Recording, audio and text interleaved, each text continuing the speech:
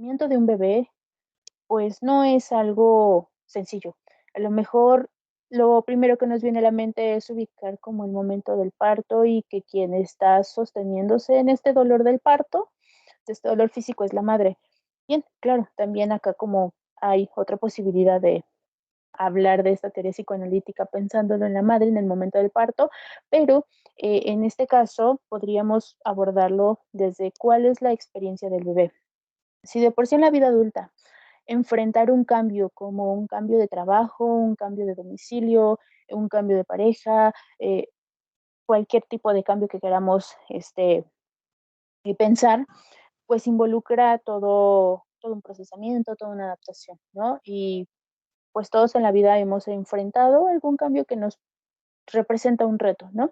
Entonces, imaginemos que esta situación del cambio se experimenta por primera vez en el momento del nacimiento, cuando de pronto estar en el envolvimiento del útero materno, donde no se experimenta ni el frío, ni el ruido, ni el hambre, porque incluso la alimentación es inmediata, pues vaya, no se conoce la necesidad, no se conoce la falta.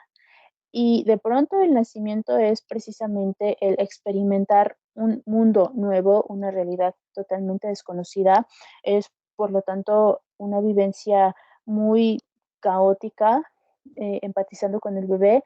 Y pues el bebé ante esto se va a defender, ¿no? Es como muy complejo, a lo mejor desde nuestra perspectiva de adultos, pensar que un bebé piensa, eh, porque vaya, el pensamiento de un bebé, pues, no se parece como al pensamiento de lo que hoy, tenemos, ya en la vida adulta, incluso pensándolo en un niño de 1 año. Bueno, por eso mismo es necesario hablar que el bebé no piensa, pero fantasea. ¿Y qué Okey, fantasías se van a desarrollar precisamente en el momento del nacimiento, cuando los estímulos son nuevos? Y aquí hay algo bien importante, el bebé no solamente está experimentando el nuevo mundo, también se está experimentando él mismo en el nuevo mundo, también se está conociendo en este nuevo mundo. ¿Cómo reacciono yo ante el hambre que de pronto viene, ante el frío que de pronto viene? Y de aquí que los mecanismos de defensa, bueno, ya decía Klein que los mecanismos de defensa son primitivos en el bebé, vienen a apoyarle. Y un primer mecanismo de defensa, pues, es esta postura omnipotente de mágicamente el hambre que yo sentí se calmó. Mágicamente estoy sintiendo una especie de calma y he podido conciliar el sueño. Mágicamente ya no tengo frío, mágicamente estoy cómodo. Y pues puede haber como una lógica de cada vez que yo piense en recuperar esta calma, va a llegar como si se la creara desde su propia fantasía. Hasta que llega el momento en donde se da cuenta de que la figura que está procurándole todos estos cuidados y la recuperación constante de su calma, pues es un otro, ¿no? Que bueno, a lo mejor se diría que idealmente es una madre, pero bueno, también uno de los conceptos más importantes de la teoría psicoanalítica ya no es hablar como de la mamá y la responsabilidad que tiene la mamá como mujer, sino la función materna que ejerce un otro e incluso pudiendo ser un varón, ¿no? Un papá, una abuela, un otro simplemente. Entonces, este punto en donde el bebé empieza a reconocer que depende de ese otro, es otro paso, es una evolución a estas fantasías. Y abandona la omnipotencia, se va olvidando esta omnipotencia. Sin embargo, cuando existen estas fallas en la función materna, pues el bebé se queda instalado con el necesito todavía seguir pensando que yo solo o sola me estoy procurando estos cuidados, estas satisfacciones. Y bueno, pues eh, va creciendo, indudablemente en el registro de lo real, pues sabe que hay figuras reales, ¿no?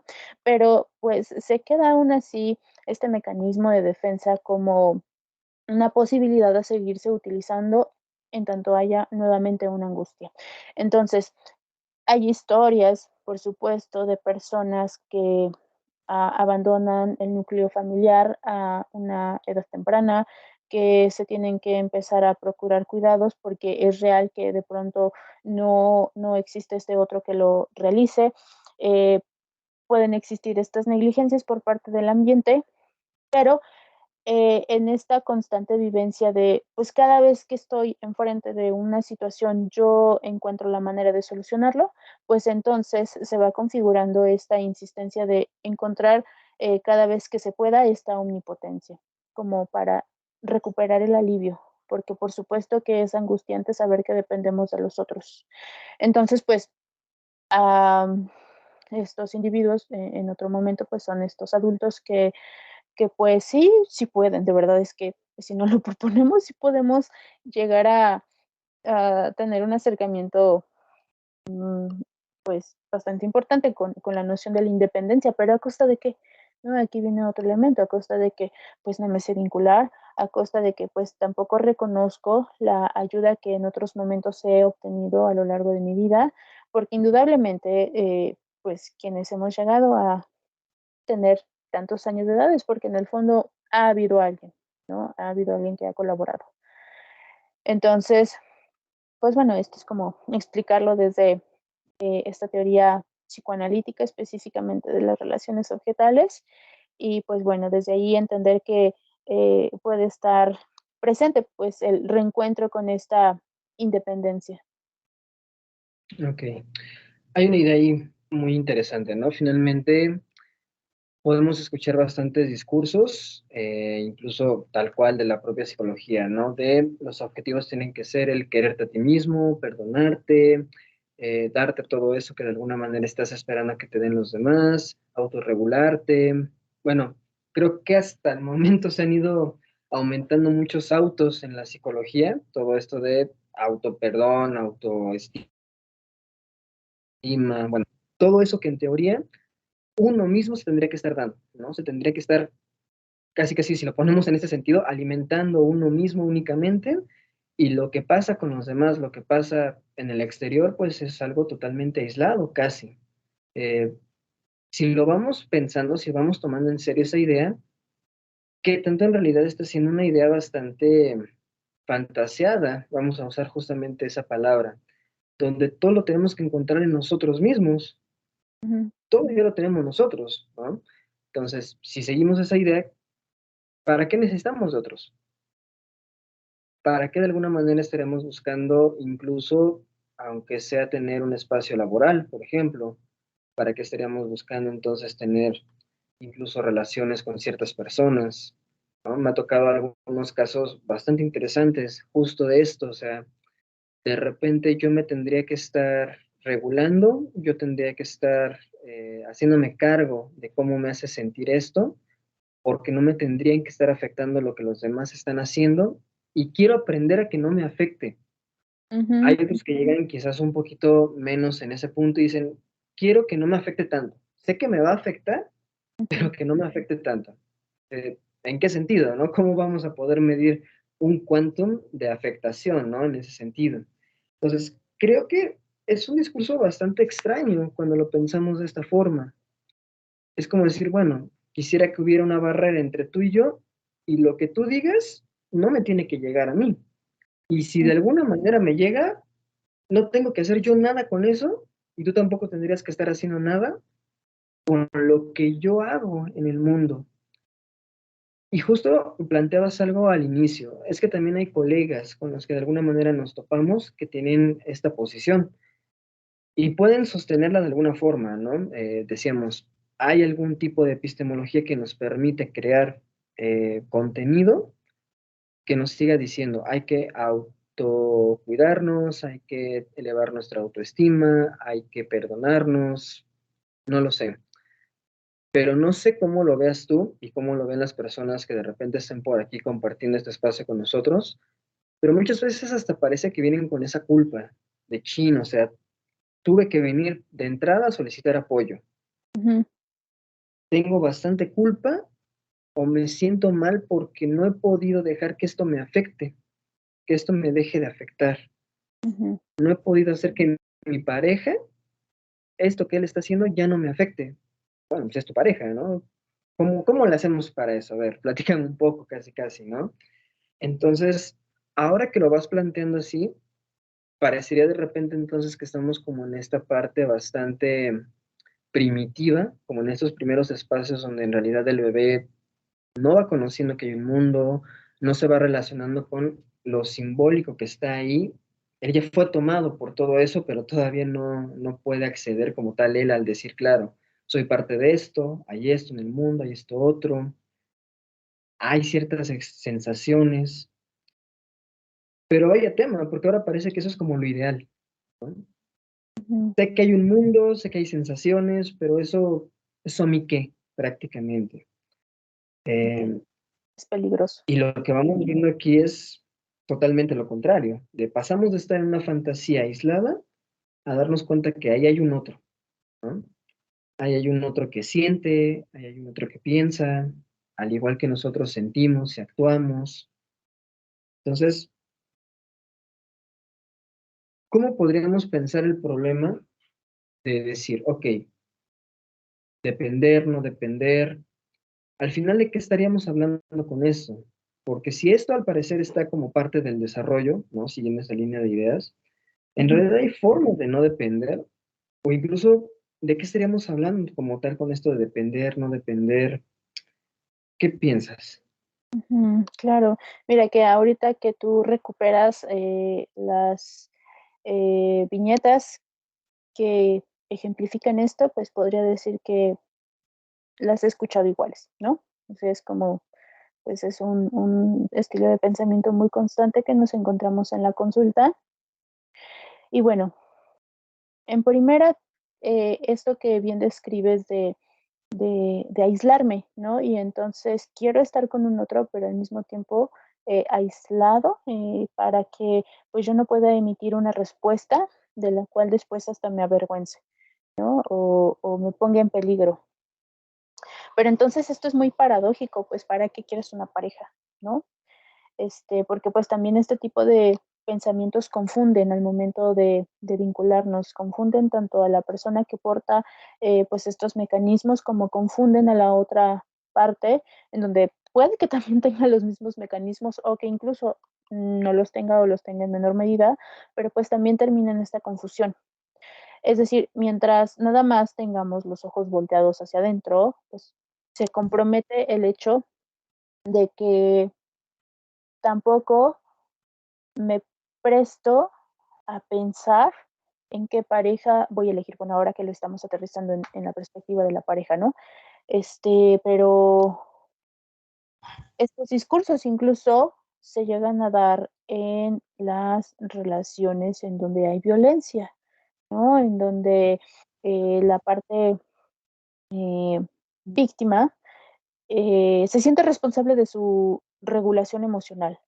Y esto pues le nubla la perspectiva para poder identificar que entonces las agresiones vienen del otro. Y entonces es como un atrapamiento en donde quiero una pareja y me tengo que regular, pero tampoco estoy teniendo una experiencia de pareja plena, pero tampoco me puedo salir de allí. Queda todo como muy congelado.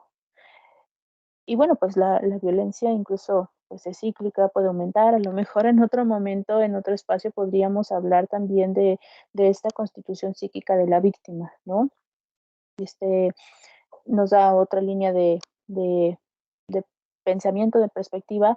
Pero bueno, entonces por el momento es como ubicar que mientras no aceptemos que es parte de nuestra naturaleza llegar a depender, eh, pues no nos vamos a detener a cuestionarnos a qué y a quién quiero depender y si también yo quiero y estoy dispuesto o dispuesta a ser objeto de dependencia de otra persona. Que ahí incluso hasta esta pregunta podría tener una traducción del quiero ser mamá, quiero ser objeto de dependencia de un otro y entonces pues eh, cuando esta reflexión no está puesta, pues devienen como ciertas actitudes que van apresurando el desarrollo de este niño, ¿no? Y en este apresuramiento de niños que de hecho sí se llegan a adaptar a esta expectativa materna, pues al mismo tiempo van comprometiendo la posibilidad de vivir sus etapas una por una, con sus propios retos. Y bueno, pues aquí viene otro término de la teoría psicoanalítica, en esta ocasión de Donald Winnicott, ¿no? El falso self, el construirme una identidad falsa que me permite dar esta imagen de que he avanzado en la vida, de que he cumplido con los hitos del desarrollo, pero en realidad no desde la experiencia plena de lo que es cada etapa. Hay otro concepto paralelo muy interesante de Joyce McDougall, que es la normopatía. Estos adultos que pues a la evaluación superficial trabajan, tienen pareja, tienen familia, tienen un rol en la sociedad, un rol pues que se podría decir ideal, pero sin disfrutarlo. Y además cargando con enfermedades, ¿no? Porque pues también hay toda otra línea de pensamiento, ¿no? De el comenzar a pensar pues estas enfermedades que tienen un origen psicológico, ¿no? La clínica psicosomática, en donde pues como no se permitió que la mente hablara, pues entonces quien tuvo que hablar fue el cuerpo mediante una enfermedad. Entonces, pues creo que los peligros que se corren cuando no reconocemos pues esta constitución de ser mamíferos incluso, ¿no? O sea, de aquí hasta la biología está atravesándonos. ¿Qué significa ser mamífero? Significa que estuviste dentro de un otro, significa que participó además otro para que se diera la gestación. Significa que además hubo otro que fisiológicamente está predispuesto a producir leche y que además es un otro el que te va a sostener mientras lo puedes lograr en lo individual. Y pues bueno, incluso es hasta un golpe de realidad ver pues estos documentales del nacimiento de algunos mamíferos en donde vemos al caballo, a la jirafa, que en cuestión de minutos ya están caminando. ¿Por qué? Porque tienen un sistema nervioso pues menos complejo que el de nosotros. Entonces pues están diseñados precisamente para dar respuestas un poquito más rápidas, para adaptarse al medio ambiente, pero el ser humano, así como tiene grandes ventajas por esta inteligencia desarrollada, porque su sistema nervioso es más complejo, pues también lo padece, y ese padecimiento es que el cerebro de nosotros tarda más tiempo en desarrollarse hasta llegar a su punto final, 25 años se dice, ¿no? Entonces, durante esos 25 años, pues hay un otro que te está respaldando. A lo mejor pues es como también este discurso biologicista de decir, bueno, a ver, espérate, hay personas que sí consiguen una independencia antes de los 25 años, es cierto, claro que sí, pero al menos hay otro punto de comparación cuando vemos a este mamífero cuadrúpedo caminando en cuestión de minutos y el ser humano un año. No, o sea, hasta después de un año su cerebro ya logró configurarse para que se pudiera dar la marcha.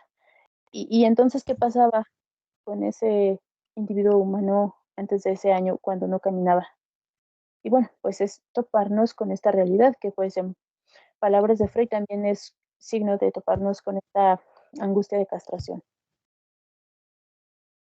Fíjate que, por ejemplo, quizás lo podemos ahorita poner muy, muy biológico este asunto.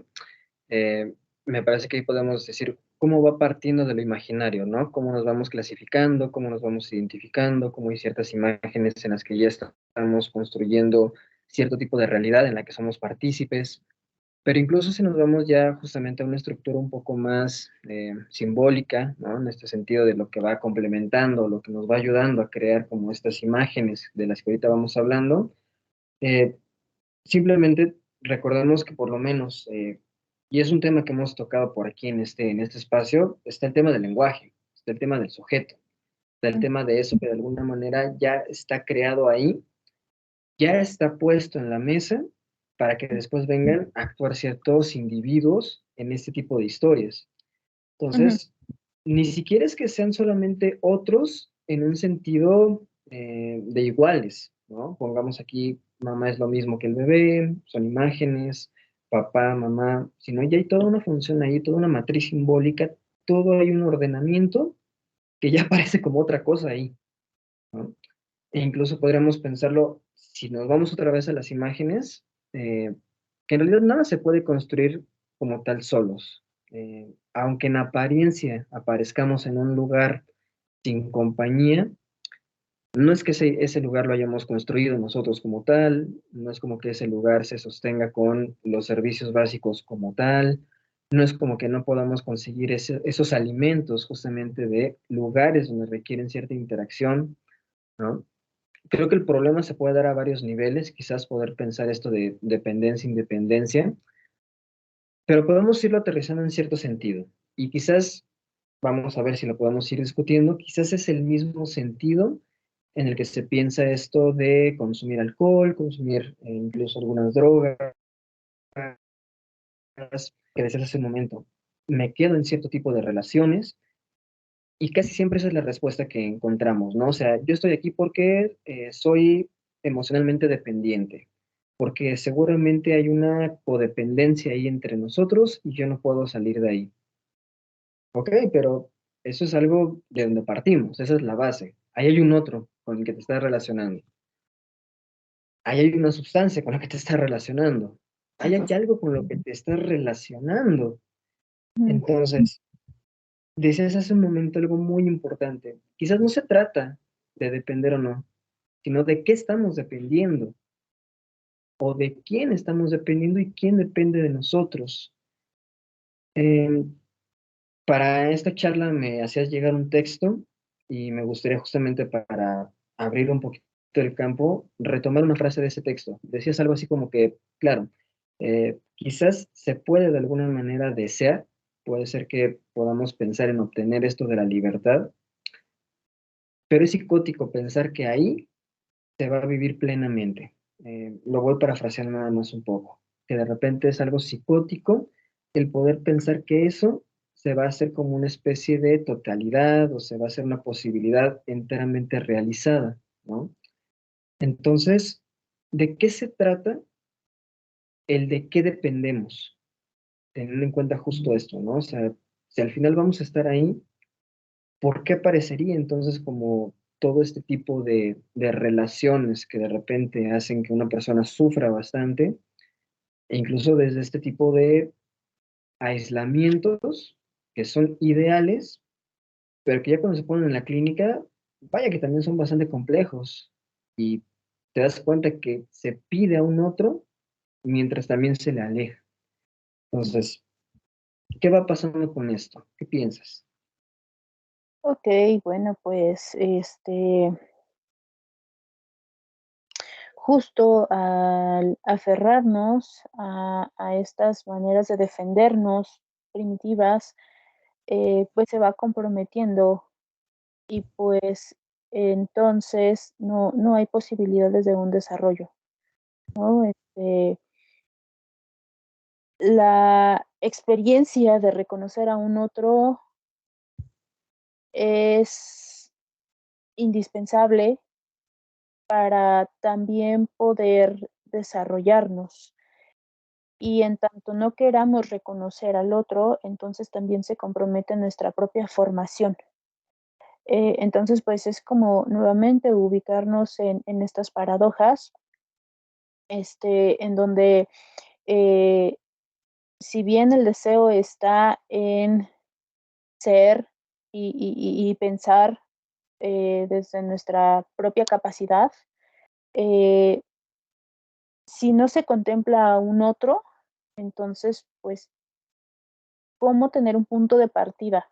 Necesitamos al otro justo también como eh, una contraparte y una posibilidad de diferenciación, ¿no? Entre lo yo y lo no yo. Y entonces, cada que me topo con un no yo, pues entonces se desencadenan una serie de posibilidades de expandir la perspectiva. Y en tanto yo rechazo al otro o eso distinto a mí, pues entonces, ¿con qué voy a comparar? ¿Con qué voy a interactuar? Nos quedamos en la nada, nos quedamos haciendo uso justo de esas fantasías que se quedan en eso, en fantasías. Y las fantasías pues en sí tienen una función también muy importante, muy estructurante en la mente, en tanto que lo que imagino pues si lo veo reflejado en el exterior, pues vaya, entonces empieza a haber una comunicación entre la realidad interna y la realidad externa y se van retroalimentando. Pero en tanto esta realidad externa quede negada, pues entonces esa realidad interna va a estar tratando de construirse por sí misma y vaya, pues aquí es donde pues este caos se va a quedar solamente en el individuo. O sea, si lo hablamos como en términos económicos, a lo mejor de pronto la aceptación del otro puede resultar algo que genere un gasto de energía, pero pues ese gasto de energía sí o sí se va a dar y en tanto no se pueda experimentar y exponer hacia el mundo externo, pues entonces va a quedar pues totalmente enmarañado y confundido en el mundo interno. Y tomando justamente esa parte, quizás retomando un poco justo esto de la parte de que si dependo de drogas, que si dependo de alcohol, digo, me parece que va siguiendo justamente la misma lógica, al final decir, bueno, ¿cómo voy creando un vínculo?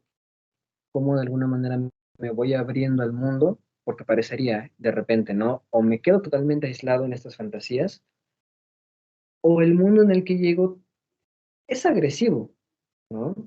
Nos quedamos con estas relaciones, nos quedamos justamente con este tipo de sustancias, vamos a llamarlas así, pero con lo que al final estamos creando un vínculo. Yo necesito algo de eso y eso quizás también requiere algo del otro lado, ¿no? Quizás es más fácil ver en una relación humana, ¿no? Al final algo se está dando ahí en la lógica de la relación, que de un lado se requiere del otro, y quizás puede ser un poco más complicado verlo así para la parte de las toxicomanías, pero me parece que sigue esa misma lógica, o por lo menos creer que hay algo ahí que por lo menos también vamos a aportar, ¿no? Eh, incluso justamente como estas ideas tan fantasiosas de repente de solamente yo puedo dejarlo, solamente soy yo el que de alguna manera puede hacer algo con este problema y nadie más puede intervenir en esto, ¿no? Cuando creo que ahí nos damos cuenta de que más o menos va siguiendo la misma lógica. Solamente soy yo el que se metió en este problema de las drogas y solamente soy yo el único que se puede sacar de ahí. Entonces, parecería que de repente las opciones para interactuar son algo caóticas. O me quedo en esta burbuja o viene toda esta violencia. ¿Qué piensas de eso? Claro,